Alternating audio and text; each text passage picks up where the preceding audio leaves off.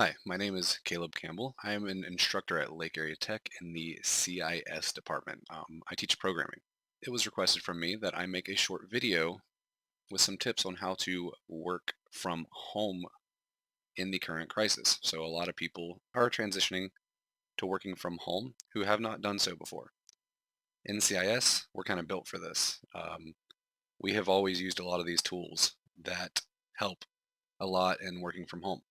So I'm going to go through a few of them and even give you some resources so that you can go out and find maybe some more things that could help you out yourself. So my first tip, Google. If you need to figure something out or try to find a solution to something, throw it in the Google search bar. So before I did this video, one of the first things I did was just go to Google and type it in. I just typed in 5 tech tips for working at home. And honestly, the first thing I found was from Forbes, and it was a pretty good list. My favorite is the first one. It says get dressed. Working in your pajamas sounds great, but sometimes it makes you feel like you're not in work mode. It makes you feel too relaxed or lazy. Every single morning before working in my home office, I get up, take a shower, and get ready, and even get dressed just like I would if I was going to go into work. It helps me get into the correct mental space. Another tip that it has on here, which I really like, is carving out a dedicated work area at home. So I am lucky enough to have an extra room that I use as my home office. This is where I go for all of my schoolwork. I can kind of seclude myself in here. I grab my coffee, come in, and start working. This is where I do all my recording, and it's where I've got my computer and any other things I need for work. So if you don't have a specific room that you can carve out for your office, find a corner somewhere, sit at your dining table, get your computer set up, your laptop, and just try to maybe seclude yourself so you feel like you're in a work environment. Number 3 on here, I like as well. So in my office at work, I have 2 monitors and a laptop. I sit at my desk with 2 monitors and a laptop, and that's how I work. So at home, you should try to do your best to replicate your workspace. So whatever you would have usually in your office at work, if you work in an office, you should try to replicate that. So let me see if I can grab my webcam and kind of show you my setup. So I've got my 2 monitors, I've got my laptop, my keyboard and mouse, and then I've got my headset as well. So very similar to what my work environment at work looks like. So try to duplicate that. It is another thing that helps you feel like you're actually in the office at work and gets you in the correct mental space. Also, since you're at home, you may not have the correct ergonomic desk, so your desk may not be comfortable. It may be hard to keep your arms straight, head up, shoulders back.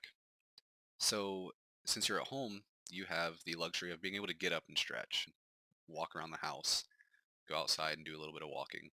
So make sure you get up and take some physical breaks. Don't just sit at your desk all day, especially if it's not very ergonomic, or especially if you're sitting like on a couch or at a dining table or something.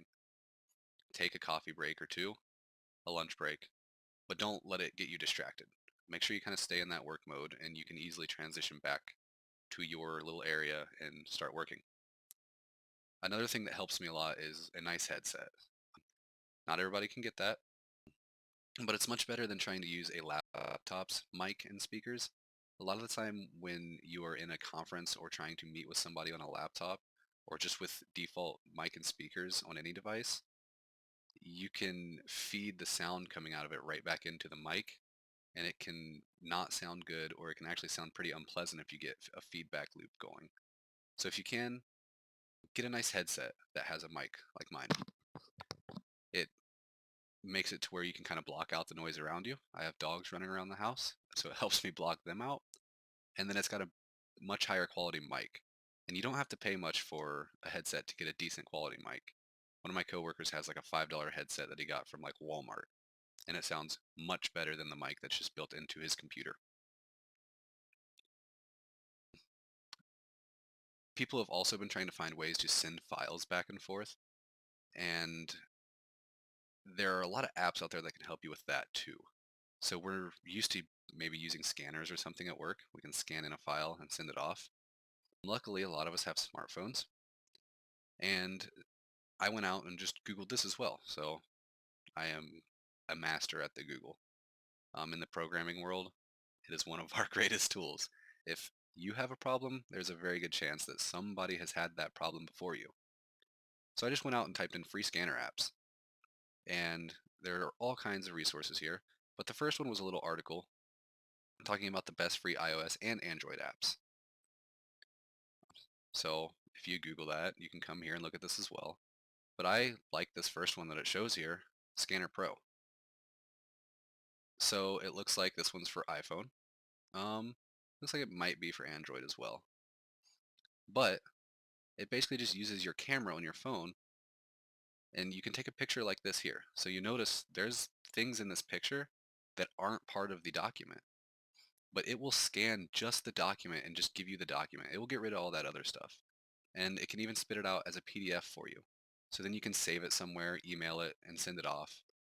I think when I was buying my house, I did all of my documents this way because I didn't have a fax machine. Who has a fax machine anymore? I didn't have a scanner. So I would print my documents out they'd send me. I'd fill them out, and I would scan them with an app and send them off to my realtor. Worked great. There are other ones on here, Prismo, Jotnot. I mean, I'm sure there are many, many out there. There are also paid ones if you want to get a really nice one. Adobe makes a really nice one. Also, a lot of people are trying to meet with coworkers. In my case, I'm an instructor, so I'm trying to meet with students constantly, and there are lots of tools for that as well. What we're using at our institution is Microsoft Teams, and Teams has actually worked out really great for us. In Teams, you can create multiple teams. So here I have one for all of my CIS students, one for just the department, so the people that work in the department, the other instructors. We have one for all the staff at the school, and then I have one for every single course that I teach. And when I teach, what I do is we all get in that channel.